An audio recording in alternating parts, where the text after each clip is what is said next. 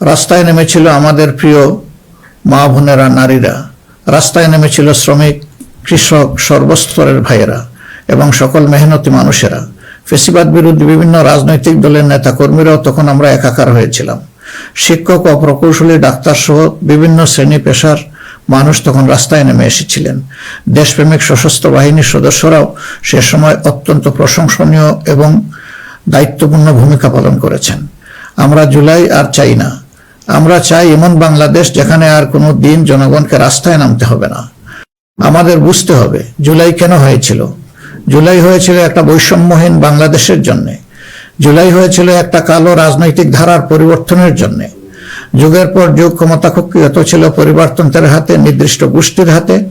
সেখান থেকে মুক্তির জন্য বিশেষ করে 2009 সাল থেকে জাতির উপর এমন এক শাসক গোষ্ঠী চেপে বসে যারা মানবাধিকার, ভোটাধিকার সহ সকল গণতান্ত্রিক অধিকার কেড়ে নেয় এবং গণতান্ত্রিক প্রতিষ্ঠানগুলোকে ধ্বংস করে ফেলে। গুম, বিচার বহির্ভূত হত্যা, আয়নাগর প্রতিষ্ঠার মাধ্যমে জনগণের উপর নিপীড়ন চালায়। 2014, 18 ও 24-এর পরপর 3টি জাতীয় নির্বাচনের নামে তামাশার মাধ্যমে আমাদের ভোটের অধিকার হরণ করা হয়। এইসব নিপীড়ন এবং অধিকার ফিরে পাওয়ার জন্যই এসেছিল রক্তাক্ত জুলাই। আমাদের তরুণরা এখন একটা নতুন দেশ দেখতে চায়, যে দেশকে তারা গর্ব করে বলতে পারবে নতুন বাংলাদেশ, এটি আমার দেশ 2.0। এক কথায় যদি বলি, দেশের মানুষ পরিবর্তন চায়, কিন্তু একটি মহল পরিবর্তনের বিরোধী। কারণ পরিবর্তন হলেই তাদের অপকর্মের পথ বন্ধ হবে, মানুষের অধিকার কেড়ে নেওয়ার সুযোগ থাকবে না। এই সংস্কৃতি বদলানোর সাহস সবার থাকে না। ক্ষমতাবানদের বিরুদ্ধে রুখে দাঁড়ানোর হিম্মত সবার হয় না। এই হিম্মত দেখিয়েছে আবরার ফাহাদ, আবু সাইদ মুগ্ধ, ওসমান হাদি এবং তাদের সহযোদ্ধারা। তাদের রক্তের শপথ নিয়ে নতুন প্রজন্মের লক্ষ লক্ষ সাহসী সন্তান আজ এই পরিবর্তনের জন্য প্রস্তুত। এই দেশ আমাদের সময়ের এই সাহসী সন্তানদের হাতেই তুলে দিতে চাই। কারণ বাংলাদেশের ভবিষ্যৎ এই তরুণরাই রচনা করবে। এই তরুণরা পরিশ্রমী, তরুণরা সাহসী, তারা মেধাবী। এই তরুণরা এই পরিবর্তনকে ভালোবাসে। তরুণরা নতুনকে আলিঙ্গন করে, সত্য বলতে দ্বিধাবোধ করে না, প্রযুক্তি বুঝে এবং সামনে এগিয়ে নিয়ে যেতে জানে। তারাই পারবে নতুন বাংলাদেশ গড়ে দিতে। আমরা তোমাদের হাত ধরতে চাই, জুলাইয়ের মতো কাঁধে কাঁধ মিলিয়ে দেশ গড়ার কাজে সঙ্গী হতে চাই, প্রচলিত ধারা বদলাতে চাই, দেশটা বিভেদ এবং বিভাজনের রাজনীতি থেকে মুক্ত করতে চাই। মানুষের জীবনে শান্তি ফিরে আসুক, এটি আমাদের প্রয়াস, এই আমাদের চাওয়া। সবাইকে নিয়ে ঐক্যের বাংলাদেশ গড়তে চাই। এমন বাংলাদেশ যেখানে কেবল পারিবারিক পরিচয়ে কেউ দেশের চালকের আসনে বসতে পারবে না। এমন বাংলাদেশ যেখানে রাষ্ট্র হবে সবার, সরকার হবে জনগণের। প্রিয় দেশবাসী, জনগণ চায় একটু নিরাপত্তা, সুশাসন আর ইনসাফ। তাই আগামীর বাংলাদেশকে এসব অঙ্গীকার এবং মূল্যবোধের আলোকে সাজাতে চাই। রাষ্ট্রের মৌলিক কিছু সংস্কারের লক্ষ্যে জুলাই বিপ্লব পরবর্তী সরকার কিছু পদক্ষেপ গ্রহণ করেছিল, কিন্তু তা সম্পূর্ণ বাস্তবায়িত হয়নি।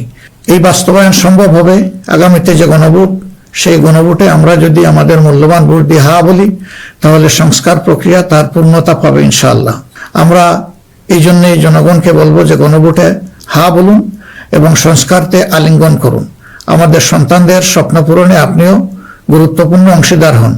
নতুন বাংলাদেশের আকাঙ্ক্ষার আলোকে আমাদের পরিকল্পনা, কর্মসূচি, অঙ্গীকার আপনাদের নিকট স্পষ্ট করার চেষ্টা করেছি। বাংলাদেশে আমরাই প্রথম পলিসি সামিটের মাধ্যমে রাষ্ট্র পরিচালনার নীতি কৌশল জনগণের সামনে তুলে ধরেছি। আমাদের নির্বাচনী ইশতেহারে এর প্রতিফলন রয়েছে। এই প্রক্রিয়ায় অনেকেই আমাদেরকে সহযোগিতা করেছেন, তাদের প্রতি আমরা কৃতজ্ঞ। এছাড়াও আমরা সমাজের বিভিন্ন শ্রেণী পেশার মানুষের সাথে কথা বলেছি, বসেছি এবং তাদের মূল্যবান মতামত, পরামর্শ আমরা গ্রহণ করেছি। আমরা সুযোগ পেলে মহান আল্লাহর ইচ্ছায়, জনগণের ভালোবাসায় সরকার গঠন করলে প্রথম দিনে ফজরের নামাজ পড়েই আমরা আমাদের পরিকল্পনা বাস্তবায়ন শুরু করব ইনশাআল্লাহ। প্রিয় দেশবাসী, আমাদের শাসক শ্রেণী সরকারি পদে নির্বাচিত হওয়ার পর নিজেদেরকে দেশের মালিক গণ্য করেছে। ফলে রাষ্ট্রীয় সম্পদ, পদ, পদবি, নীতি, প্রতিষ্ঠান সবকিছু ব্যক্তিগত ও দলীয় স্বার্থ হাসিলের উপায় হিসাবে অন্যায়ভাবে ব্যবহার করা হয়েছে। এর ফলে চুরি ও দুর্নীতি, স্বজনপ্রীতির মাধ্যমে প্রতারিত করে জনগণের সম্পদ লুণ্ঠন করা হয়েছে।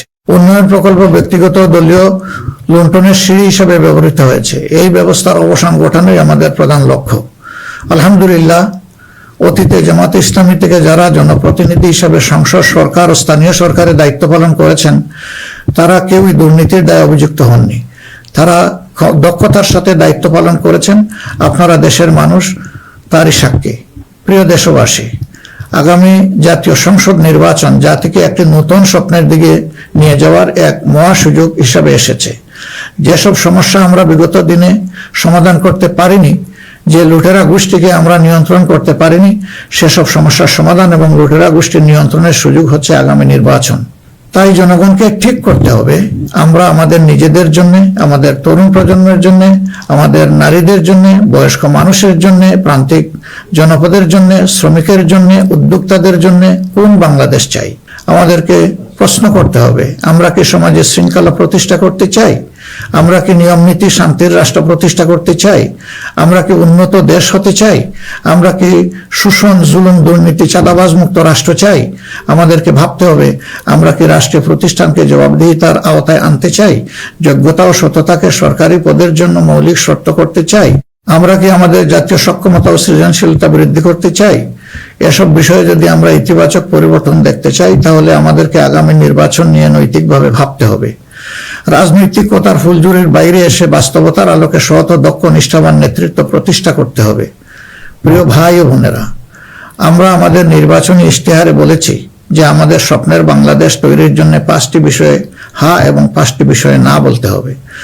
সততা, ঐক্য, ইনসাফ, দক্ষতা ও কর্মসংস্থানকে আমরা হা বলতে বলেছি, কারণ এসব মৌলিক শর্ত ছাড়া বৈষম্যহীন, উন্নত, নৈতিক, মানসম্পন্ন বাংলাদেশ প্রতিষ্ঠা সম্ভব নয়।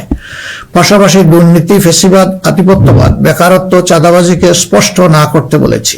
প্রিয় দেশবাসী, বাংলাদেশ আয়তনে ছোট্ট কিন্তু জনসংখ্যার দিক থেকে একটি বড় দেশ। এই জনসংখ্যাকে অনেকে সমস্যা হিসেবে বিবেচনা করলেও আমরা মনে করি এটি আল্লাহর নিয়ামত এবং এক বড় সম্পদ। তাই আমাদের জনসংখ্যাকে জনশক্তিতে রূপান্তর করতে হলে নীতি এবং নৈতিকতা ভিত্তিক রাজনীতির বিকল্প নেই। সমাজে নীতি, নৈতিকতা, শৃঙ্খলা, জবাবদিহিতা প্রতিষ্ঠা করা ছাড়া কোনো জাতি এগোতে পারেনি, আমাদের পক্ষে অসম্ভব না। যে সমাজে নারীর মর্যাদা রক্ষা করতে পারে না, সেই সমাজ কখনো সমৃদ্ধ হতে পারে না। আমরা ক্ষমতায় এলে নারীরা কেবল ঘরের ভেতরে নয়, সমাজের মূলধারার নেতৃত্বে থাকবেন সগৌরবে। কর্পোরেট জগৎ থেকে রাজনীতি, সবখানে তাদের মেধার মূল্যায়ন হবে কোনো বৈষম্য ছাড়াই।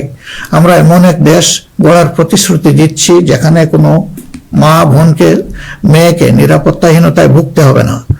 আপনাদের অধিকার রক্ষার লড়াইয়ে আমাদের সঙ্গী হন। একটি উন্নত ও আধুনিক দেশ গড়ার কারিগর হিসাবে আমাদের নির্বাচিত করুন। প্রিয় দেশবাসী, আমরা মনে করি সমাজে ন্যায় বিচার ও ইনসাফ প্রতিষ্ঠা করতে হলে সকলকে মর্যাদা দিতে হবে এবং সকলের মানবাধিকার সুরক্ষা করতে হবে। সকল পরিচয় নির্বিশেষে আমরা অঙ্গীকার ব্যক্ত করছি যে একটি মানবিক উন্নত দেশ গড়ার জন্য দলমত নির্বিশেষে সকলের মান, ইজ্জত, অধিকারের সুরক্ষা দিব ইনশাআল্লাহ। এই বাংলাদেশ মুসলমান, হিন্দু, বৌদ্ধ, খ্রিস্টান সবার। কেউ ভয়ের সংস্কৃতির মধ্যে বাস করবে না। যদি কেউ ধর্মীয় পরিচয়ের ভিত্তিতে আঘাত করার চেষ্টা করে, আমরা অতীতের মতো ভবিষ্যতেও তা প্রতিরোধ করব। প্রিয় দেশবাসী, আমাদের প্রত্যাশার বাংলাদেশ গড়তে হলে 3টি জায়গায় আমাদেরকে বিশেষ গুরুত্ব দিতে হবে। একটি হচ্ছে শিক্ষায় সংস্কার। শিক্ষা হতে হবে নৈতিকতা ভিত্তিক এবং সেটা হতে হবে টেক বেসড।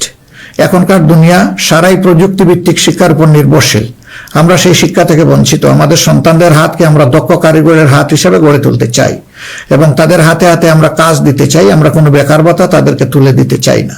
দ্বিতীয় জায়গাটা হচ্ছে বিচারাঙ্গন। ন্যায় বিচার সমাজের প্রতিষ্ঠা হলেই কেবল আমরা আমাদের প্রত্যাশার বাংলাদেশ গড়তে পারবো।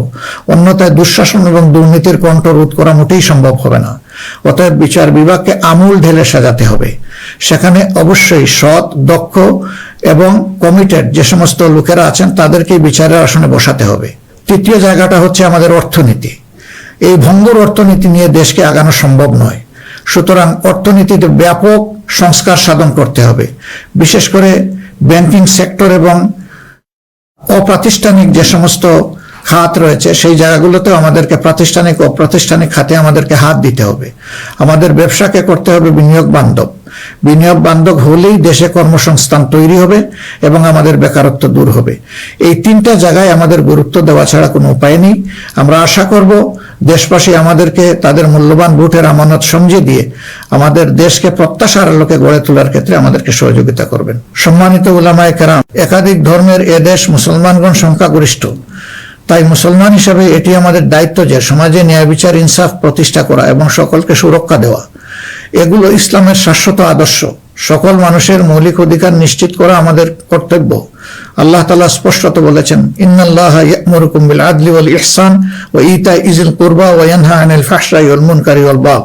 আমাদেরকে স্পষ্টভাবে আল্লাহ এই নির্দেশ দিয়েছেন। এ দায়িত্ব আমরা সকলে মিলেই পালন করব। তাবলিগি জামাত সহ ধর্মীয় মহলের ভাইদের প্রতি আমাদের আহ্বান, আপনারা দিনের জন্য যে মেহনত করছেন, দেশ গড়ার কাজেও আপনারা আমাদের সাথে গুরুত্বপূর্ণ ভূমিকা রাখবেন বলেও আমরা গভীরভাবে বিশ্বাস করি। আমরা অঙ্গীকার করছি, ভবিষ্যতে কেউ আপনাদেরকে অন্যায়ভাবে বিভিন্ন বিশেষণে ট্যাগ দিয়ে নির্যাতন করার সুযোগ পাবে না। বিচার বহির্ভূতভাবে আপনাদেরকে আর হত্যা করার দুঃসাহস কেউ দেখাবে না। আমরা জানি অতীতে আপনাদের কোনো মানবাধিকার ছিল না। এ অবস্থার পরিবর্তন ঘটানো হবে নতুন বাংলাদেশের অন্যতম প্রধান লক্ষ্য। জাতীয় নীতি পদ্ধতিতে আপনাদের আনুষ্ঠানিক অবদান ও ভূমিকাকে জোরদার করা হবে। আন্তর্জাতিক মহল যারা আমাদের পরিচিত পরিচিত বন্ধু, তাদের সাথে আমাদের সম্পর্ক হবে সমমর্যাদা এবং সমতার ভিত্তিতে। আমরা অন্যের ভৌগোলিক অখণ্ডতাকে সম্মান করি এবং শ্রদ্ধা করি, তেমনি সকল দেশের সাথে বন্ধুত্ব প্রতিষ্ঠাকে অগ্রাধিকার দেব। তবে আমাদের জাতীয় স্বার্থ মর্যাদা, জাতীয় উন্নয়ন, অগ্রাধিকার আন্তর্জাতিক সম্পর্ক নির্মাণে প্রধান ভূমিকা রাখবে। বৈশ্বিক উন্নয়ন চ্যালেঞ্জ সমূহ, বিশেষত জলবায়ু পরিবর্তন নিরসনে আমরা সাধ্যমতো ব্যবস্থা গ্রহণ করব এবং তা হবে স্বচ্ছতার ভিত্তিতে পরিচালিত। নিপীড়নের শিকার হয়ে আশ্রয় নেওয়া রোহিঙ্গা জনগোষ্ঠীকে তাদের নিজ দেশে নিরাপদ এবং সম্মানজনক প্রত্যাবর্তনের জন্য সব ধরনের কূটনৈতিক তৎপরতা জোরদার করা হবে ইনশাআল্লাহ। প্রবাসী ভাই ও বোনেরা, জন্মভূমি থেকে 1000 মাইল দূরে অবস্থান করেও জুলাইয়ের অভ্যুত্থানে আপনারা গুরুত্বপূর্ণ ভূমিকা রেখেছেন, জেল জুলুমের শিকার হয়েছেন, ত্যাগ স্বীকার করেছেন। ইতিমধ্যে আপনারা আপনাদের ভোটাধিকার প্রয়োগ করে নতুন বাংলাদেশে নিজেদের অধিকার প্রতিষ্ঠার পথে ইতিহাস রচনা করেছেন। আমি এতে আনন্দিত। আগামী দিনে দেশ গড়ার এই অভিযাত্রায় আপনাদের সক্রিয় অংশগ্রহণ ছাড়া আমাদের নতুন বাংলাদেশের স্বপ্ন অপূর্ণই থেকে যাবে।